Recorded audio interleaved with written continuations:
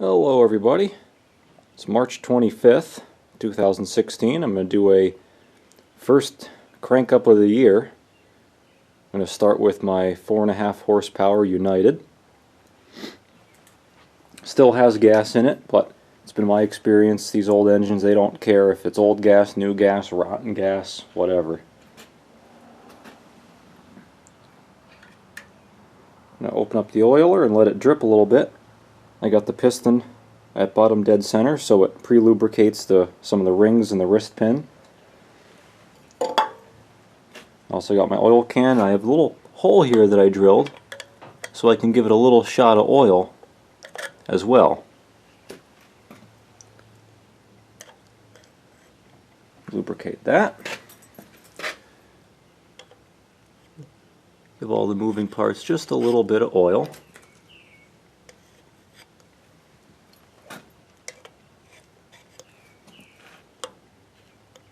There's an oil hole in the cam gear there.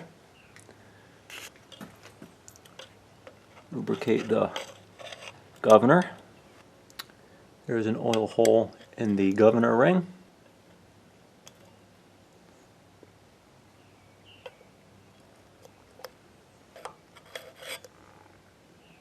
There are also two holes in the valve stems, or the valve guides, I should say. Give the grease cup a turn or two until it gets tight.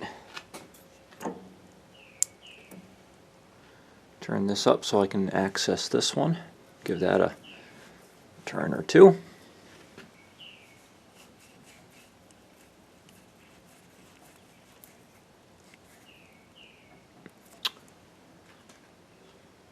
Okay, now it's all greased up and oiled.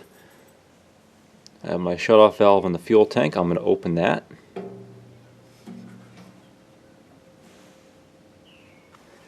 This is the choke I made to make it run slow. I'm going to take this off. It's easier to start. I'm going to start, I can't remember, I believe about half a turn was good for starting. I'm going to open the decompression valve.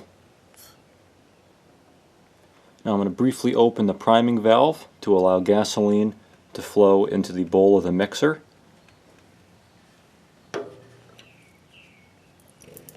And once it flows out, then you can shut the valve. It's primed and it's ready to start.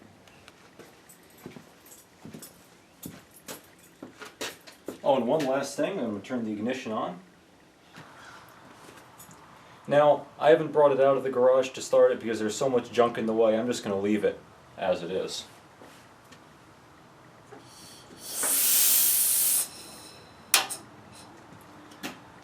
The igniter tripped, so I'm going to bring it back.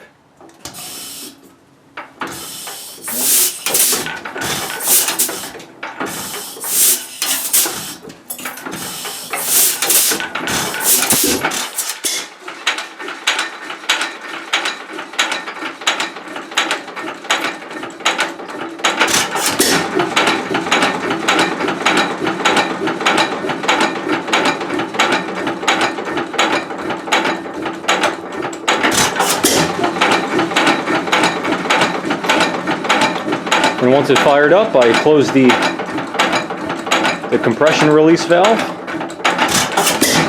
Notice how I had my left hand over my tattered jacket so it didn't get wound up in the governor gears.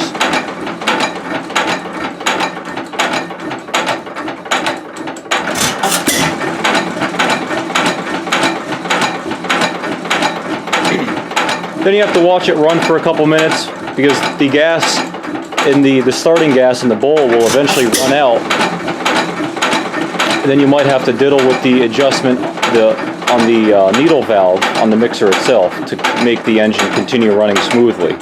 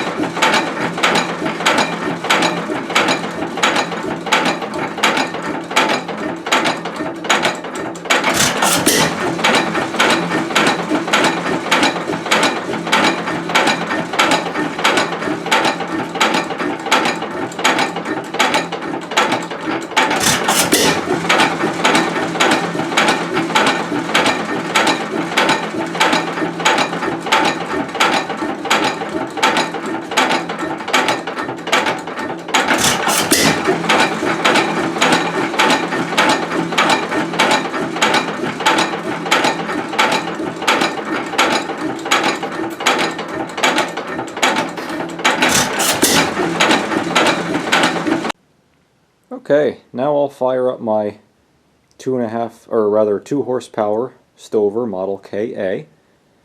Now this engine and my United, they both had no water in them, so I only ran them for a couple minutes. They won't get too hot in a couple minutes. This is a very easy engine to fire up. First I'll just turn the oil on, again have the piston at bottom dead center, and then like the other engine I like to put a little shot of oil through that hole that I made.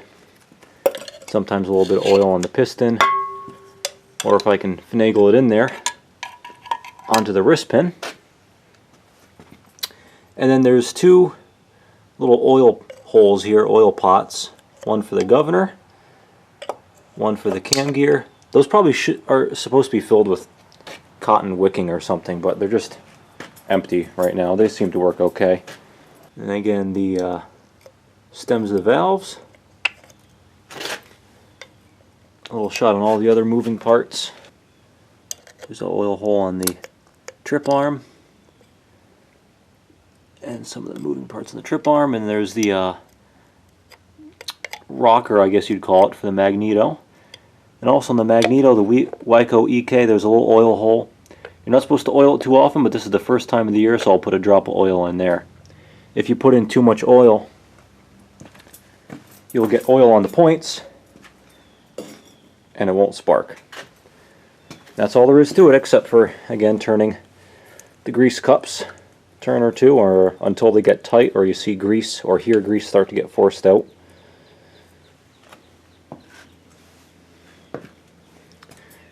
And that's all there is to it for pre-starting lubrication. Okay, so the first step to fire it up, retard the spark, lift up that lever. I'm going to open the choke, and I'm going to open the fuel valve. I believe about half a turn is what is good for this engine. Make sure there's gas in it. I think there is. So now I need to prime the fuel line. This is not like the United where the fuel tank is above the level of the needle valve and it gravity feeds with the help of a horizontal check ball. I need to pull fuel up the fuel line, and the fuel stays in the fuel line with a check valve that's in the bottom of the fuel tank. So anyway, I'm going to cover the intake with my thumb to create a high vacuum which will suck fuel up the fuel line and crank it over once. And if you hit compression, just open the intake valve with your thumb. There we go. You ought to see some gas come out the mixer. So we're primed. Now I'll crank it over, and once it fires, I'll hit the spark advance down so it's not running on a retarded spark.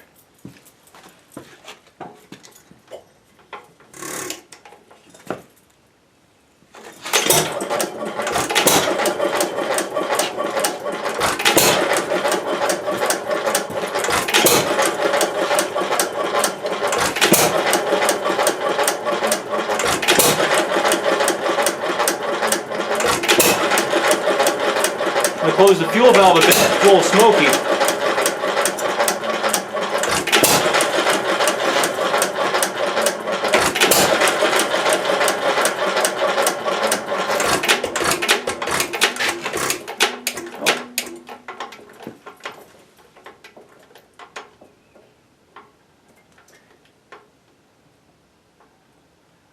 Very well may be out of gas. Okay, now it's got some fresh gas in it. So let's see what that does.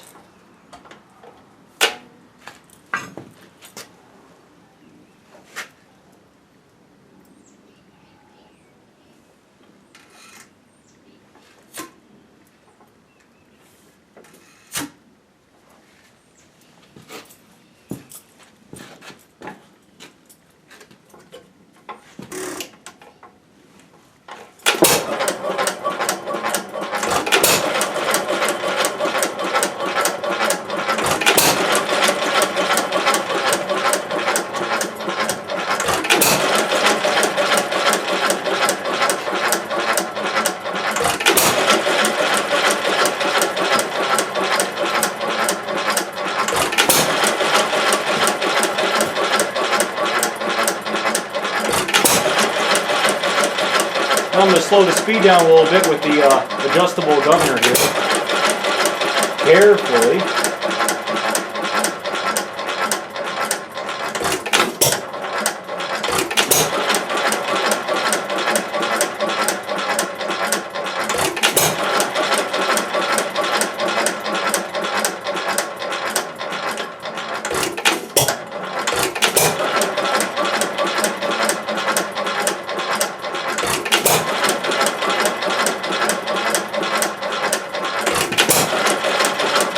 Now I'm going to try to slow it down real nice with using the choke and by restricting the fuel almost to a totally closed fuel valve.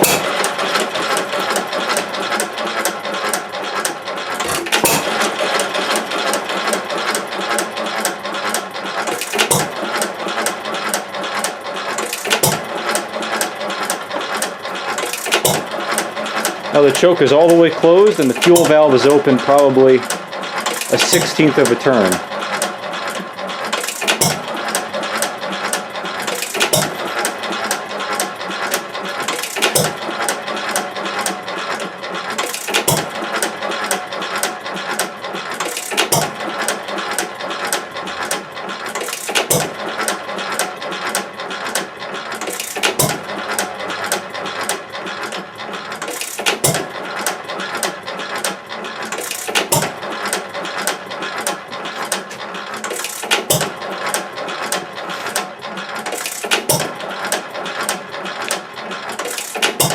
I think that's just about as slow as it gets.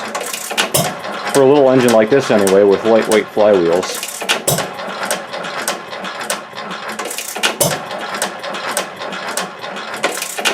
Now to shut off these engines, I always just close the fuel valve and let it run until the fuel valve, or rather until the fuel, whatever fuel is sitting around in there, gets burnt up. And at the same time, I also shut the oiler, so it's not just pouring oil on an engine, it's just about to get shut down. So that's it, guys. That's all that I got running right now. My Fairbanks that's right behind it there, that needs probably a new condenser in the magneto. It loses spark after a minute or so. And my hit and miss tractor is, I got the mag off, it's out of the shop, get it out of my way. My hit and miss tractor is for sale, by the way. Anyway, that's it. Just a fun short little video. Thanks for watching, everybody. As always, stay tuned for more.